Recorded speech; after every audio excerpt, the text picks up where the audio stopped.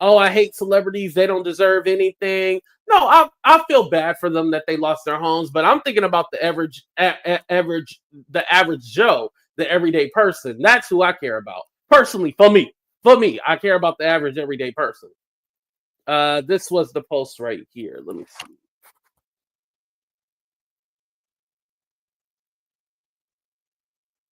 Oh, where's the sound, y'all?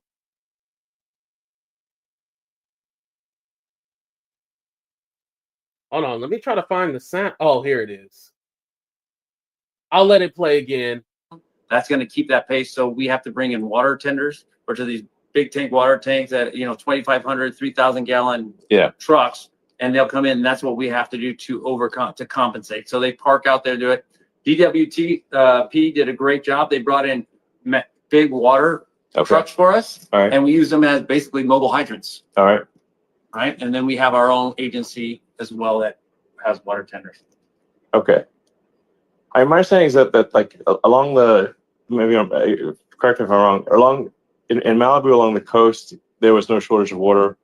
In the Palisades there was a shortage of water at a certain point, or is that not accurate? Well, we were flowing just an amount of water that the system couldn't overbear. That we're just overbearing, just because of how much water these firefighters were utilizing. Okay. All right. So. All right. What about water availability? Was water availability? I understand that was like not an issue in Malibu. Mhm. Is that correct? Was it water? Yeah. So there was water. We have several reservoirs that encinos that we use a lot. Now, just an example, if we have one building burning, we could flow 1,000 gallons a minute on that one building with the hose lays that we put in to stop it. You can imagine 1,000 gallons per house we couldn't do, right? So the amount of water we're flowing, there really is no water system that's going to keep that pace. So we have to bring in water tenders, which are these big tank water tanks that, 2,500, 3,000 gallon trucks, and they'll come in. And that's what we have to do to compensate. So they park out there, do it. DWP did a great job. They brought in big water trucks for us, and we use them as basically mobile hydrants. All right. Right. And then we have our own agency as well that has water tenders. Okay. My understanding is that like along the, maybe correct me if I'm wrong, in Malibu along the coast there was no shortage of water. In the Palisades there was a shortage of water at a certain point, or is that not accurate? Well, we were flowing just an amount of water that the system couldn't overbear. That we're just overbearing, just because of how much water these firefighters were utilizing. Okay. All right. So.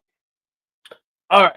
So, damn. And I told y'all I wasn't going to talk about the fire, but hell, here we go. Let's go ahead and step on into it.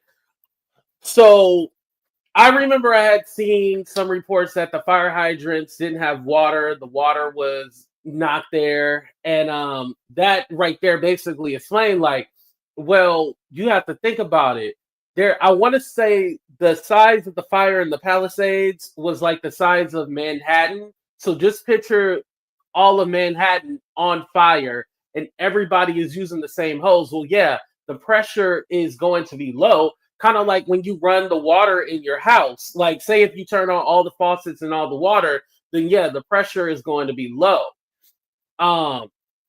Typically with the fires, they're not this big. Like, there'll be devastation, don't get me wrong, when it comes to fires. There was that one town up north, mind you, I'm in the north, but not way up there. And I believe it was Butte. Yeah, I think that's how you say it, Butte. That whole town burnt down. So this is similar to that, but that's a smaller, believe it or not, that's a smaller area. With this one, acres and acres, and there's no way in hell they could have been equipped for that. It's unfortunate. A lot of times when these fires happen, it's so small or certain communities are affected that it doesn't get the coverage that it deserves. Let's be honest. The reason why this fire is a big deal, not because it's basically scattered throughout everywhere, but because it affected rich people. It literally put rich people on the same level as the average day person. It flattened everybody. Altadena is known for being upscale black area, and literally it's gone. It's gone. But we hear about, the celebrities, this celebrity, that celebrity. It's all like, yeah, I feel bad for them. It's not, and I'm not anti-celebrity. I know a lot of people hate celebrities. I'm not anti-celebrity or anything like that. However, I do sympathize with them losing everything. Don't get me wrong. But again, the average everyday person are the people lives that are changed from this. And they're going to struggle getting that back. You heard about the insurance companies cutting people off months ago, cutting their insurance because they said, hey, there's too many fires happening in this area. We're going to go bankrupt. I know there was something with I believe his name is Richard Lara. I think that's what his name, but he's like a head of like insurance in California. Hold on. Let me see if I can get his name real quick.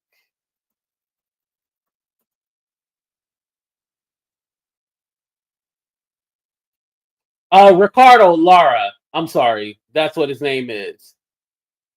He's the commissioner for California Department of Insurance. He had issued a press conference basically saying that the insurance companies can drop people. They're going to retroactive those coverages for those people who have, got lost their home insurance, or not even lost their home insurance. They were told, like, we're not renewing you. You're a high risk. You're a high probability. We're not renewing you. So with that, they did say they're going to retroactive those insurance policies, which is a good thing. But again, how much insurance is going to cover, and then how much are these people going to have to pay out of pocket? Insurance doesn't cover everything because they're going to have to build a new home. Now, I know there has been a lot of talk regarding, was this set up? Was this a plan? Now, I do know that they have arrested some people for arson. But as far as this being like I don't want to say conspiracy, but that's the only word that's coming to my mind right now. Like a conspiracy, like, oh, this was supposed to happen to blah, blah, blah, blah, blah. I would go with that theory if it didn't affect regular people. I mean, if it didn't affect the celebrities. Because when have we ever seen celebrities actually affected by anything? When you think about the hurricanes, they never affect the rich people. The rich people always seem to be fine, right? They're always protected.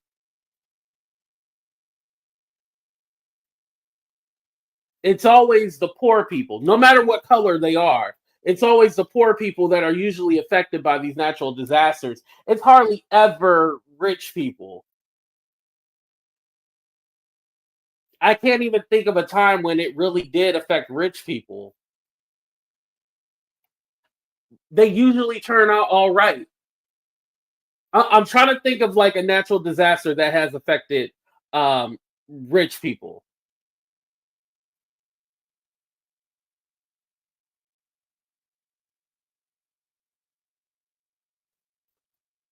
Continue to live on the ocean shores. Now, mudslides, because we have mudslides up here too. Mudslides, that does, because usually their homes are on the hills. That does affect them. I will say that. But usually mudslides aren't so catastrophic where it's taking out thousands and thousands of homes like that, like this fire. 9/11, yeah, that would be one that put everybody on the same playing field. Yeah. Not necessarily it was a natural disaster, but everybody was affected by it. Yeah. I will say that. But usually rich people aren't ever touched by natural disasters. I will say that. Terrorists, different, but natural disasters, I can't think of one. Because Hurricane Katrina, shout out to everybody in New Orleans. You know what? I never asked Katorbe if she lived there during that time. I I apologize, Katorbe. I've never had that conversation with you. Um, but that wiped out a lot of people. And mind you, there was a conspiracy about that because they wanted to then take over the land and then build. There's a lot behind that too.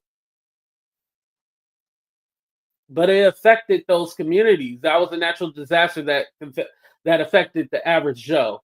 No, I didn't. I was in school and my family was affected. Oh wow. Oh man, so you weren't even there. I mean, thank God, of course you weren't there, but I can't imagine like worried about your family and then couldn't even get in contact with them. And man, that's rough.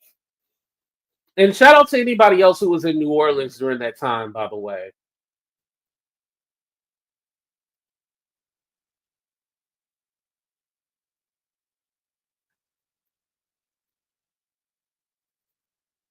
And some people mentioned the earthquake that happened in California in '89. I was born in '88, so December '88. So I was still a baby in '89 when that earthquake had hit, the really bad one in California. So I can't tell you how that was. But that affected everybody. That was a natural disaster that affected everybody. I can think about one. That would be one that did affect everybody.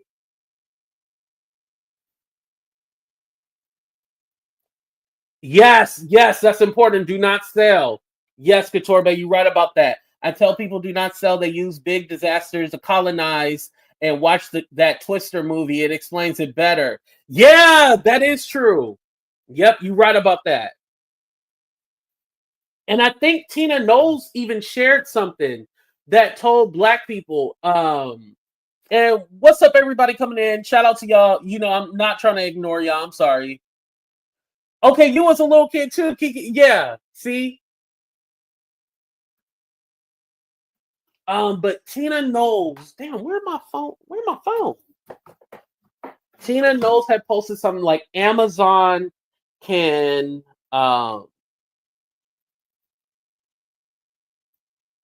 you can put up a temporary home in time until your home is built. So don't sell.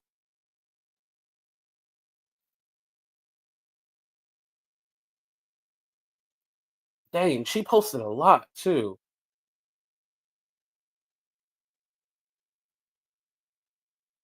Um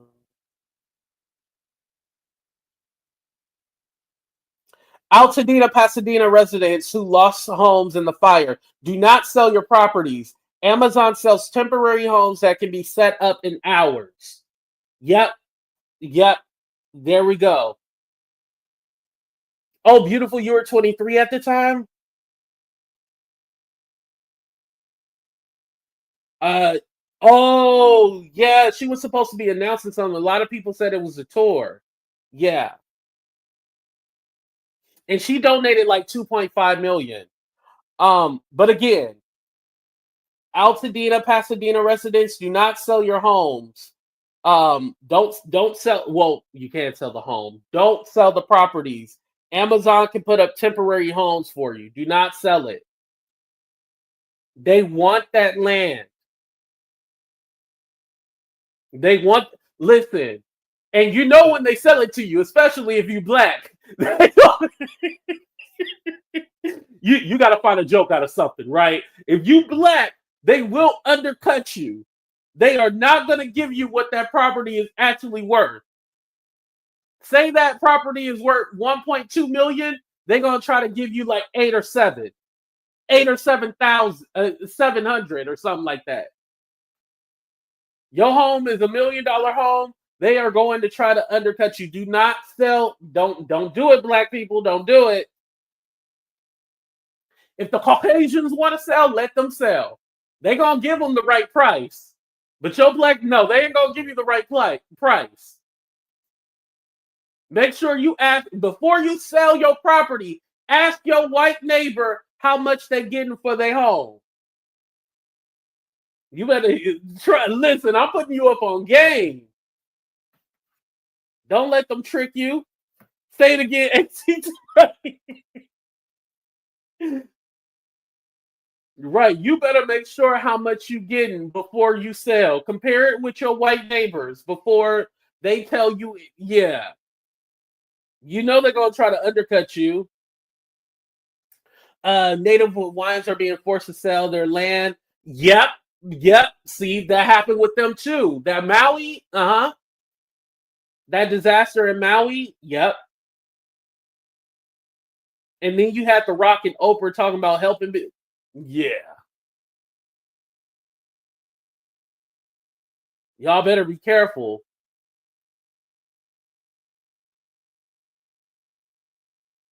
because once they built those new homes, they're gonna raise some prices and try to outprice you out the market, so you can't afford to move back to your neighborhood. They're gonna make sure you can't afford to move back. I was gonna do another show about like that's why I wanted to separate it, but now that we're talking about the fire, the hell, we're gonna talk about it. So a lot of people were blaming, like I said, they're playing politics and they're blaming Karen Bass. Um, Los Angeles is just one city.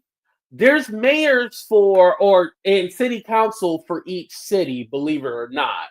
And the only fire that she's actually responsible for is the Palisades fire. So that's her only jurisdiction when it comes to the fires. Malibu has a completely different mayor and jurisdiction. Like it's completely different, but she's being blamed for the whole thing, and they're blaming DEI. I knew after the election it was going to be more of that DEI shit. Just know DEI is a new word for it's the new N word. That's basically what it is. They're going to blame everything on DEI. Anybody who's a person of color, gay, woman, anybody who's not a straight white man is going to be called a DEI hype. Why did Karen Bass? Why was she in Ghana? Well, she was asked by Biden to go to Ghana for the inauguration of their president. She was a congresswoman and she used to work in the foreign affairs department. So she traveled. So she used to travel and go to the different places, the different foreign countries. So he asked her, like, "Hey, can you go to Ghana for this inauguration?" So that's where she was, and she did come back when the fire got out. She did come back. She flew with the military. So she was able to still take phone calls. She was able to still talk to people while she was traveling back home. Honestly, if she was here or not here, it wouldn't have made a difference because Gavin Newsom was still here and it didn't make a difference. Also, that irrigation system that you guys like to talk about, like, oh, well, there should be some kind of irrigation system where it turns the water on. And listen, California doesn't own all their water. Did you know that 60% of the water is owned by the Resnick family? That's who owns the water in California. Hold on, let me see if I can find this video real quick. Because we about to get some education here. Y'all ain't gonna be stupid. I ain't gonna have no stupid subscribers. You know how you yell at your kids, say, I ain't gonna have no stupid kids. I ain't gonna have no stupid subscribers. Y'all go over there with the stupids if y'all want to be stupid. Over here, I'm gonna make sure y'all educated and everything like that. Shoot. Y'all gonna leave. Hey, y'all gonna leave my classroom with a brain. Oh man. Hold on, let me see if I can find it. And shout out to everyone. Make sure you hit that like button. I'm so mad I don't have gifts. Love Jones, do you have gifts on your thing? For those of you who don't know, gifts are the new super chat for the vertical lives. I don't have it for whatever reason. I'm mad.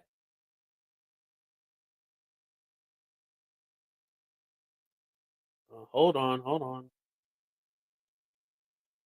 Here we go. I found it. We about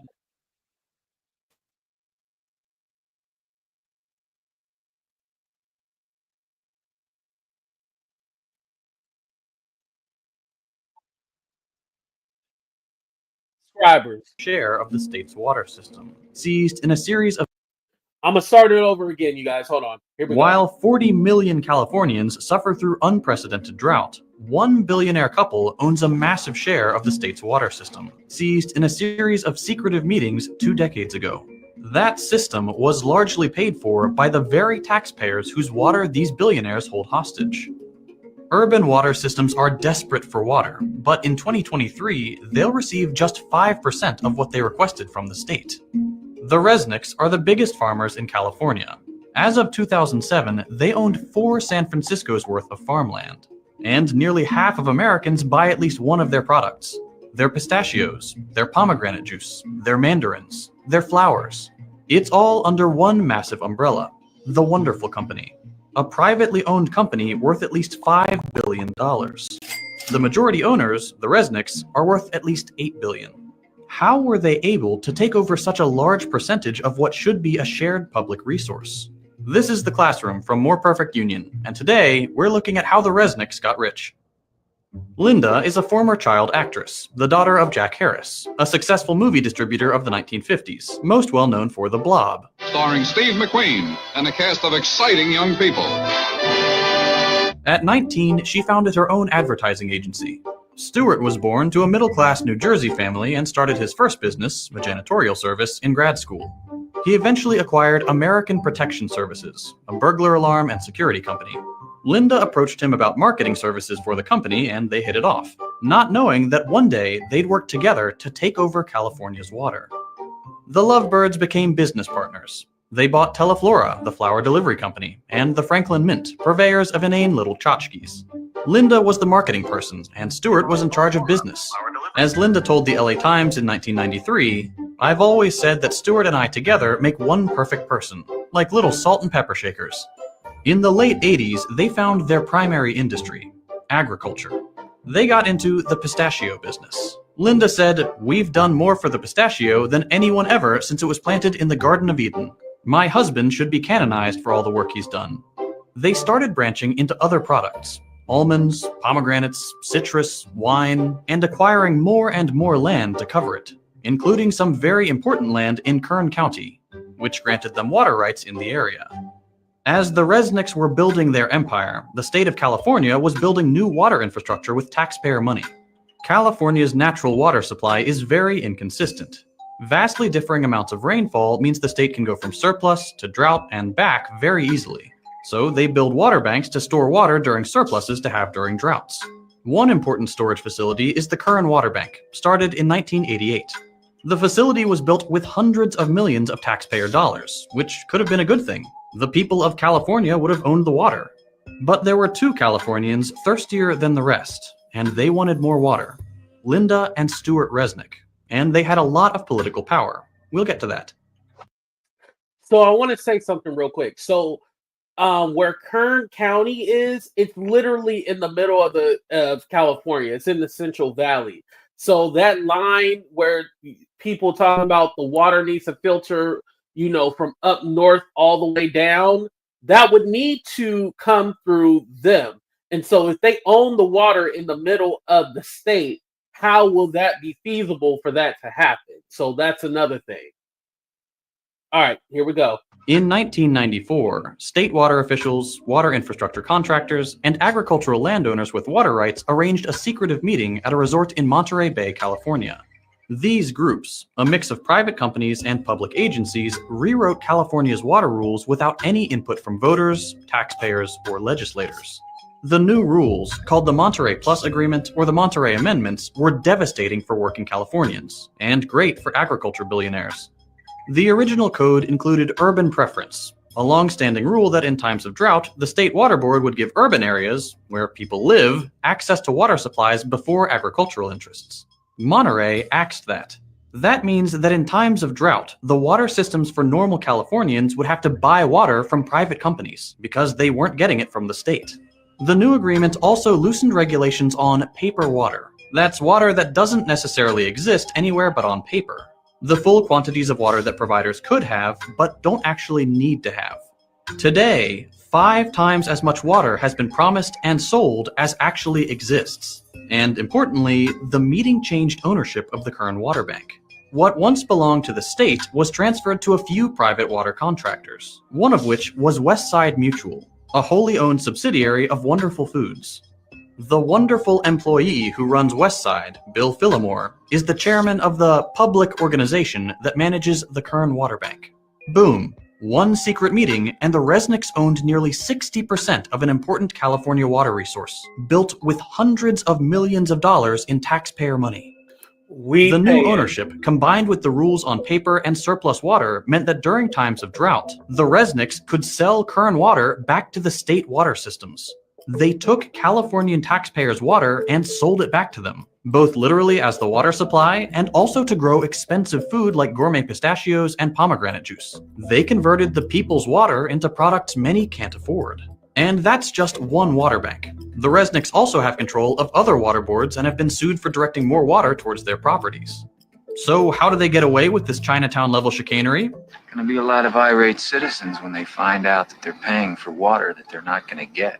With philanthropy. The Resnicks donate millions of dollars to politicians and research institutions, which help them secure control over water systems, and even get more water and more taxpayer funding. One important project is the proposed California Delta Tunnel, a taxpayer-funded project which would send water from Northern California to Central, where the Resnicks farms are. They've spent hundreds of thousands of dollars on state and federal legislation and politicians who support the tunnel project. But their favorite politician is Senator Dianne Feinstein. You come in. That's the one who passed away recently, Dianne Feinstein. Here, and you say it has to be my way or the highway. Chair of the Energy and Water Subcommittee. She's a close personal friend of the Resnicks, attending their holiday parties in Aspen and maintaining their financial interests. A quick look through the bills she's sponsored shows several which would direct money to Kern-adjacent water projects. The Resnicks even ask her for things directly. When a pesky study about endangering salmon and shad fisheries threatened the Delta Tunnel, Stewart wrote a letter to Feinstein demanding a new study. She immediately forwarded it to the Obama administration, who agreed to spend $750,000 on a new study. It returned the same results as the first one. Can't buy science. But the Resnicks have tried.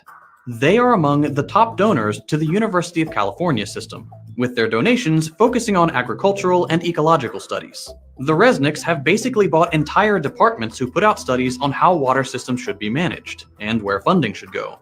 That leads to even more federal and state taxpayer dollars being used to fix up what the Resnicks profit off of.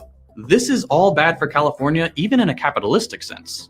Agriculture uses 80% of California's water, but only represents 2% of its GDP.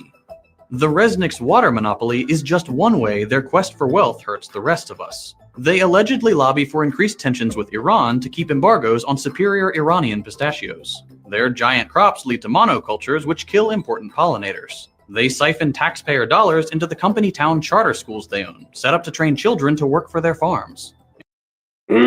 So the children can work for their farms, not get other jobs, but to work for them. And again, this is in the Central Valley where their farms are, so there's not too many jobs. So yeah, they're going to have to work for them. And of course, like any company of this size, they exploit their workers. We need to treat water for what it is, a necessary public resource, a human right, and something that shouldn't be owned by anyone, and work towards legislative change that stops people like the Resnicks from stealing it. Oh, yeah. Yeah, so this has been many, many years going back to the 80s where this is how they monopolized the water system. And they bought and paid for their influence. Crazy. Crazy. And so yeah, I just wanted to play that so y'all know, okay, who owns the water? Like what's really going on here? Like I said, I believe that there were arsonists out there starting some of these fires. I know there was one case where in Long Beach, which is not LA, Long Beach, they caught somebody on tape starting fires. So again, I do believe it was that mixed in with the wind and everything else. But again, a lot of people try to say, oh, I think it's because Hollywood is demonic and all this stuff. Listen, that could be true. However, winds and everything else played a role in it. Like I said, if it was really the rapture was coming and God was coming to take us all, the whole world would be on fire. Not to laugh at it, but the whole world would be on fire. It would be more than just LA on fire. The whole world would be on fire. Let's not pretend like LA is the only demonic place in the world. Like, come on now. Let's not even pretend like the whole world would be on fire. Yeah, a lot more. It would be on the scale of Coviana. You know, Coviana took over the whole world. It would be on that scale. You know, one half of the country is on a cold front, and then the other half is on fire. It's crazy thinking about it. You know. What's up, Nani? How you doing?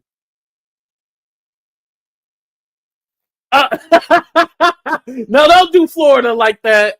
That was funny though. But don't do Florida like that. You know. Don't laugh because stuff. You are right about that. A lot of stuff do happen. I mean, trust me. Stuff always happens all the time. Though. Thank you, beautiful.